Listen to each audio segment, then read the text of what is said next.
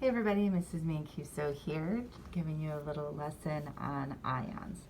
So let's look at something like sodium, Na. If you look up sodium, it has a mass of 23, and its atomic number is 11, and its configuration is 281. So what do we know about that? For protons, we know that there are 11 because the protons are always equal to the atomic number. The neutrons are going to be 23 minus 11, so there's going to be 12 of those. And the electrons are 11, and the electrons are arranged 2. So here's my nucleus with 11 protons and 12 neutrons. Okay, my electrons are located in 3 orbitals. The first one has 2. The next one has 8. 1, 2, 3, 4, 5, 6, 7, 8. And the last orbital has just 1. Now, there is something called the Octet Rule. The Octet Rule says that it is most stable for an atom to have 8 valence electrons. Okay, so 8 for octet. It's most stable if they have 8. Well, they have 1 on the outside. Chances are they're not going to gain 7, so it'd be far easier to lose this 1 electron, and then the next one in would have 8. So atoms tend to gain or lose or share electrons to be more stable. All right, so atoms tend to gain or lose or share electrons to become more stable. So if an atom gains or loses, it will now be called an ion. So an ion is, let's see what happens with this one. So Na, if it's 2, 8, 1, and it loses the 1, it will now become Na plus. So if it loses a negative, it now becomes positive. So this is what it would look like, and that is its charge. Magnesium, which is element 12, is 2-8-2. So magnesium is most likely to lose 2. So if you lose 2 negatives, let's do this. P was 11. I'm not even going to count n's right now because I already counted them before, and they're not changing because they're neutral. But my protons are 11. If I lose one of these, it's 10. So I want to make sure that you see my positives versus my negatives. I have 1 more positive. So overall, that gives me a +1 charge, and that's why I put a plus there. The 1 is automatic, so you don't even have to put the 1. Now let's look at magnesium. My protons are 12, and my electrons are now only 10. So pluses compared to negatives, this one is going to be a +2 charge. So I go over here to the Mg, and I put a +2 on it. All right, let's think about one that loses. So those were both ones that lost. Let's talk about one that gained. So both of these lost electrons. So when you lose an electron, you become a positive ion. All right, now let's do a negative ion. So it's going to gain an electron. So you'll notice that both of these were on the left side of the periodic table. I like to call those left side losers.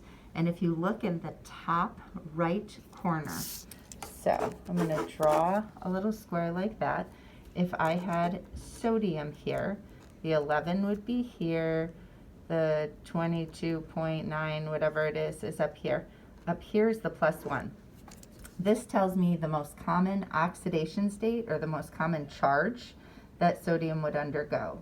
So that +1 is perfect, because look, I said it would become +1 because it would lose 1 electron, And you're not going to change your protons. Your protons have to stay the same for it to be sodium. So one less electron gives it a +1. And if I looked at magnesium right next to it, magnesium up in that top corner is a +2.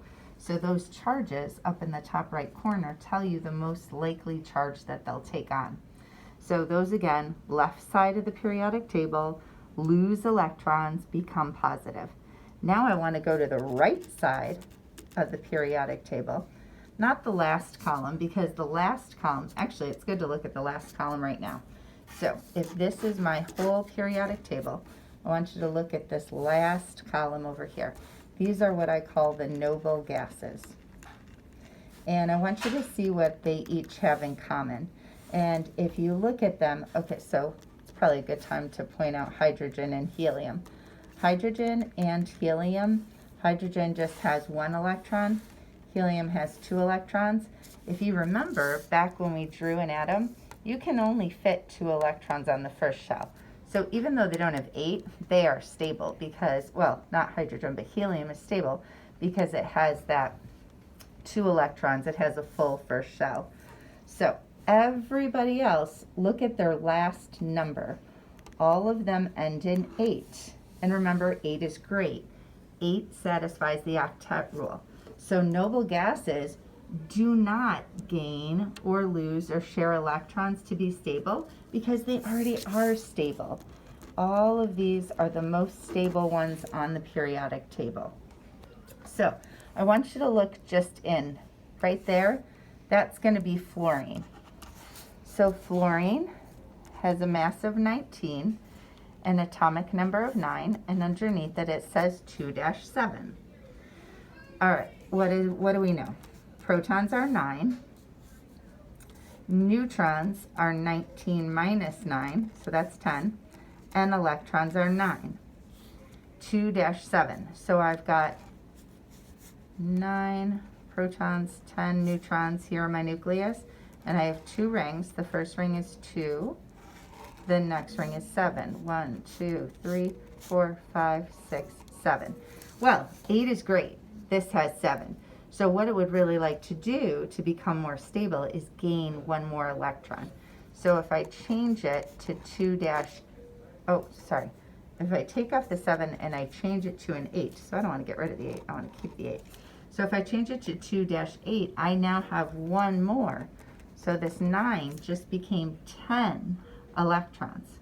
Let's go back to doing our plus versus minus. So my P's are 9, my E's are 10. These are positive, these are negative. Overall, I have 1 more negative than positive, so this is going to give me a -1 charge. So when fluorine gains 1 electron, it becomes a -1. All right, let's look at another one that gains. Let's look at oxygen. So oxygen, 2-6. If I would like to get to 8 in the valence shell, ooh, valence, that is a word I did not say yet. So valence is the outermost shell of electrons. So let's see if I put it over here. Oh yeah, so I said valence electrons, but I didn't really explain what that meant. So I'm glad that came up right now. Your valence is always your outer shell. So the outermost shell of electrons is the one that I want to get to 8. So if I want this to get to 8, I have to add 2 electrons. So I'm going to add 2 electrons to it. So let's see what it used to have. Protons were 8. This is 16. So neutrons is 16 minus 8, which is 8. And my electrons were 8. I'm now going to go up to 10 because I'm gaining 2 electrons. So my P's are my positive, my E's are my negative. I have 8 of these and I have 10 of these. So this overall will have a -2 charge. So when I write the oxygen, I put -2 there. And if you look on the periodic table in the top right corner of the oxygen box, you will see the -2. All right, so I'm going to have you go through and do a bunch of practice PNE charts with these different atoms. So remember, PNE charts are going to look like this. give me the number of protons, the number of neutrons, the number of electrons.